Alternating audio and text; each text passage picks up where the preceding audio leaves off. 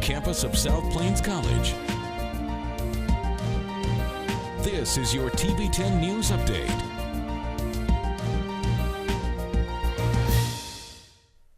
From the SPC TV's News Center, I'm Andrea Shanklin. And I'm Nicholas Coldiron. Here is the latest news.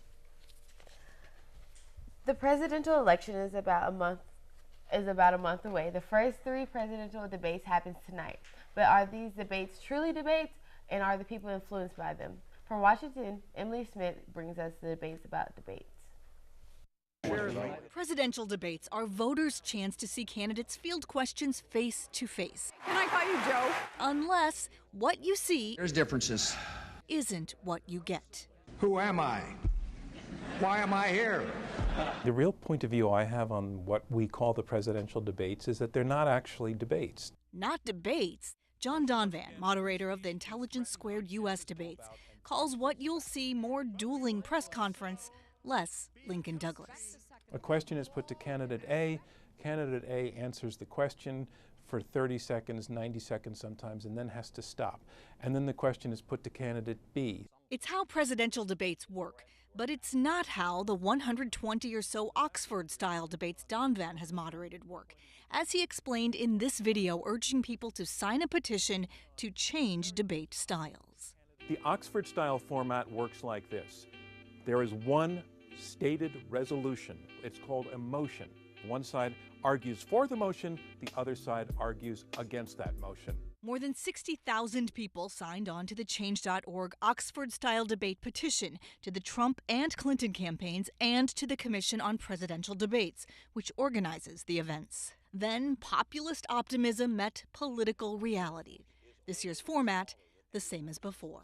The only reason candidates go into the debate in the first place is to serve their own interests. And that's why incumbents have always been sort of resistant to the idea. Do I really need to debate this guy? Am I going to elevate him? But good debates need rebuttals. What I would say to Americans is tune in because it's better than not tuning in, but be critical enough so that next time around maybe you will too will be demanding what we're asking for, which is a real debate on the Oxford style. Resolved to keep this question still in motion. The nonpartisan Commission on Presidential Debates say years of exit poll data show that voters say debates help them cast their ballot more than any other single issue. And that back in 2008, 80% of the public watched at least some of the debates, 70% found them informative. In Washington, I'm Emily Schmidt. With the general elections fast approaching, you might want to think about registering to vote. Technology is now making it easier for you to make it happen. You can now register to vote on Snapchat, and it will take you about 1 minute. Snapchat has partnered with voter registration app TurboVote. TurboVote says no personal information you enter is sold or released. The TurboVote partnership will be active until October 7th. Here at South Plains College, it's been 3 weeks since the start of fall semester. If you find yourself needing any help of your classes, SPC wants you to know tutors are available at all SPC campuses. Here in Loveland, you can book a tutor in accounting, A&P 1, biology, chemistry, music, math, and general studies. At the Reed Center, you can find tutors at A&P 1 and 2, all math, chemistry, English, and all writing. Tutors are also available at the Plainview Center and ATC Center. For a complete list of subjects, days, and times, look on My SPC. Students say tutoring can be very helpful. It helped me. If you would have seen me in my first semester, it was chaotic. I did not know where I was in life. I didn't know if I wanted to be in college. Now, college is for me. I do not mind studying and putting in that time. Students have started taking tests at this point in the fall semester, and that means many students are having stress about adapting to the college experience. The Health and Wellness Center can help students cope with the problems they may be facing. Students are encouraged to visit the Health and Wellness Center if they need any type of help, including physical issues. Students can visit the school nurse Diet Eden for free with any medical concerns. Well, don't go away. When we come back, you can catch the latest sports scores and the latest numbers from the weekend box office. Stay with us.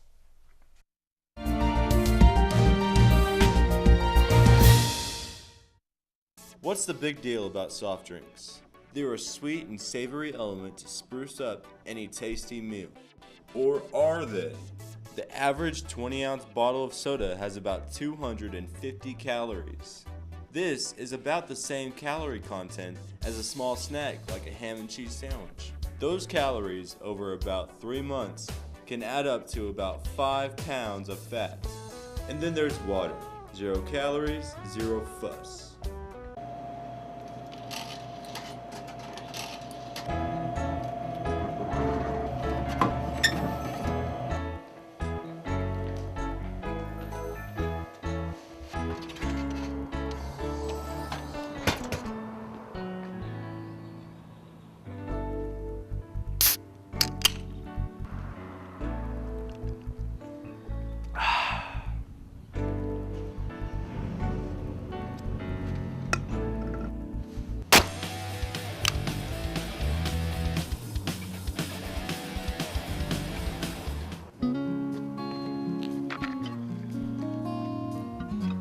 Who was that guy?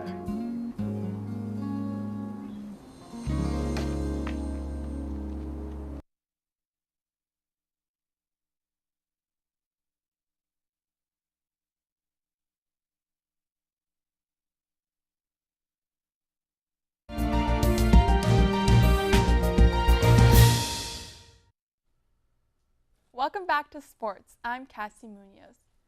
The game of golf has lost one of its legends, Arnold Palmer. Palmer passed away late Sunday afternoon from heart problems. Palmer won 7 major golf titles and 62 PGA Tour titles. He had a strong following of fans known as Arnie's Army, making him one of the most popular athletes in the world. Palmer was 87. The Miami Marlins baseball team mourned the sudden death of one of its ace pitchers, Jose Fernandez. 24-year-old Fernandez and a couple of his friends were killed in a boating accident early Sunday morning. Moved to the United States at the age of 15, Fernandez's talent quickly made him a star in the big leagues. Early Sunday morning, not long after 3 a.m., a Coast Guard patrol found a 32-foot boat upside down on a rocky jetty. It does appear that speed was involved due to the impact and the severity of it. It does appear to be that they were coming at full speed when they encountered the jetty and the accident happened. 3 men in their 20s were found dead, 1 on the rocks and 2 in the water. Officials would later identify one of those men as 24-year-old Jose Fernandez. The other 2 were his personal friends. I'm Andrew Spencer reporting. Teams around Major League Baseball held a moment of silence on Sunday in honor of Fernandez. Elsewhere in the Major League news, it was disappointing Sunday for the Rangers fans. They took on the Oakland A's yesterday. The Rangers were looking for a series sweep, but that didn't happen. We pick up the action at the bottom of the second, no score, 2 runners on base with a single to left center field. Suddenly, the A's are up by 2. By the end of the game, the final score was 7-1 A's. And moving on to Gridiron, the Sunday night game featured the Cowboys and the Bears. This matchup turned out better for the Texas fans. By the second quarter, the Cowboys were already up 10-0. Quarterback Dak Prescott passed 248 yards and a touchdown, plus another rushing score.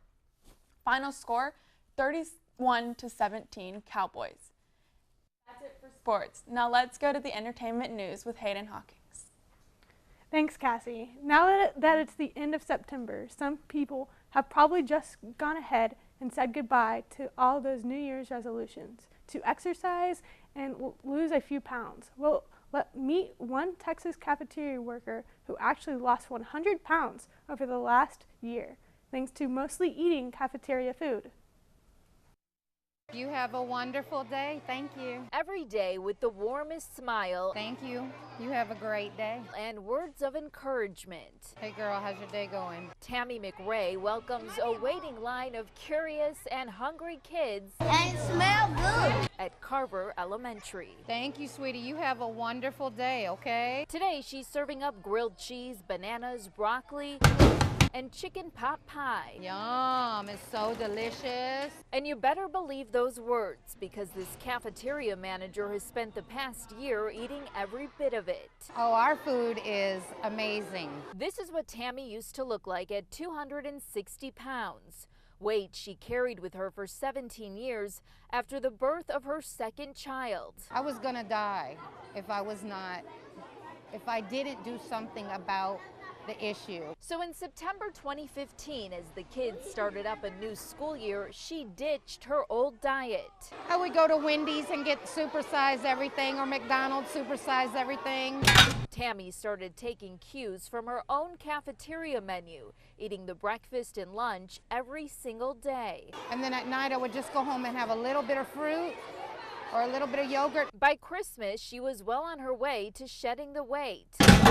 And with smarter decisions, she started feeling better about herself. And not because I'm thinner, but because I'm healthier. The lunch lady, now 100 pounds lighter, serving up pot pie with positivity. I'm so proud of you, girl. Her recipe for success. Thank you. Samantha Patashkin, KPRC Channel 2 News. Finally today, it was a partly rainy weekend here in Lubbock area, and that means many of us may have chosen to head to the movies. For the last 2 weeks, Tom Hanks and Sully flew to the top of the box office charts. But this weekend, a new movie knocked it out of the #1 spot, The Magnificent Seven, a remake of the classic Western about bad guys teaming up to save a town from a brutal businessman. Denzel Washington and Chris Pratt star in it. It came in first at the box office. Storks came in second. That means Sully dropped to third place this weekend. That is the latest news from South Plains College. Thanks for joining us.